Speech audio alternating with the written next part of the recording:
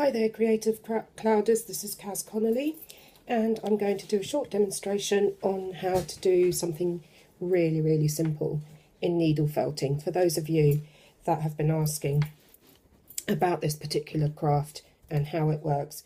To start off with, you need a stabbing pad, what we call a stabbing pad. Usually, or mainly, a lot of people use thick foam, about that thick, about this sort of size, but I made myself my own stab pad because foam is okay for small things, and if you don't do a hell of a lot of felting, then it's perfectly okay.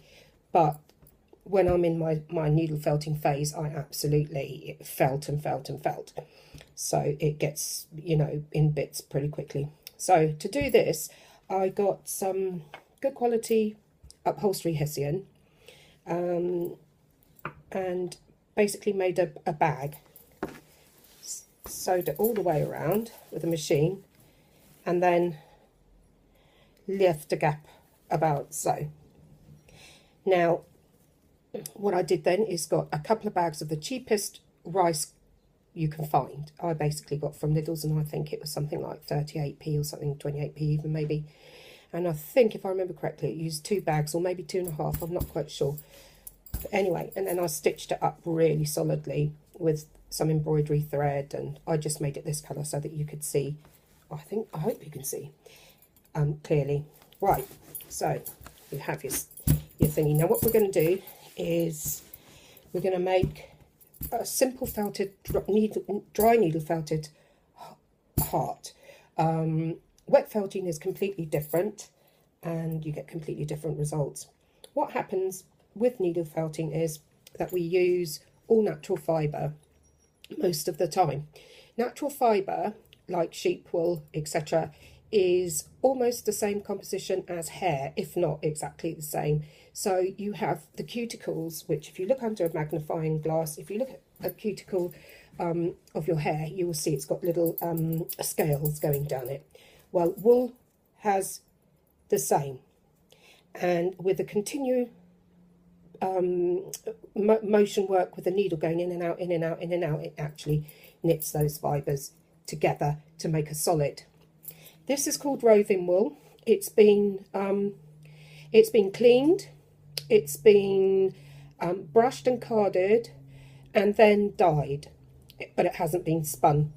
Now, a lot of people are still into spinning their own yarn, which is amazing, but it takes a lot of practice, and it is a very ancient craft, and it really is something amazing. I don't have the space for that, or probably even the patience, but I do belong to some groups where there are people, you know, spinning yarns, all sorts of amazing yarns. But anyhow, this is called wool roving, and I chose the turquoise because A, it's one of my favourite colours, and B, I've got quite a lot of it. So you just, oh, and here is a cookie cutter in the shape of a heart. So it's almost going to be like your template. So you stuff it up with your wool. Just, it's quite strong stuff. Oops. There. And then I will split it further. And then again. And again. Just pack all that in there. You need to put quite a bit in, because once you start felting, it condenses really tightly. You can use different colours. I very often just make these hearts out of bits and pieces that are left over. You actually, if you're a needle felter, you will know that you get no waste. I have a little bag where I put all my leftovers of fluffy bits that I pull out, or that I take off, or that's left behind. And when that bag gets quite full, I make myself a load of these and string them together with beads in between. And there's no waste. Right, here is your needle. That is a needle felter's needle. It's got that little hook on this end, so that because there's other tools, you can have them in the multi-tool thing, and then they fit in there, and you can have 3 or 4 in the tool at once, but we're just using one today. This needle has got these really tiny barbs on it, at the end, which helps to knit the fibres together. But if you get that stuck in your finger, it hurts. And trust me, when I first started needle felting, I had a lot of injury on my fingers. You can use like thimbles and things like that, but I'm not very good. You know, I need to have my hands free. Anyway, here we go. So we stab. Don't know if you can see that. Whoops. I've packed all of that in there.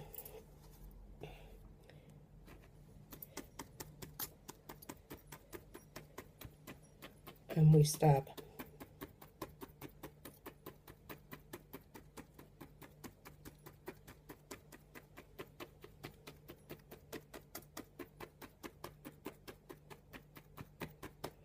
And I'm just going to switch off and get this to the next stage so that you don't have to sit here for some time watching me do stabbing in and out. But this is basically how you start off.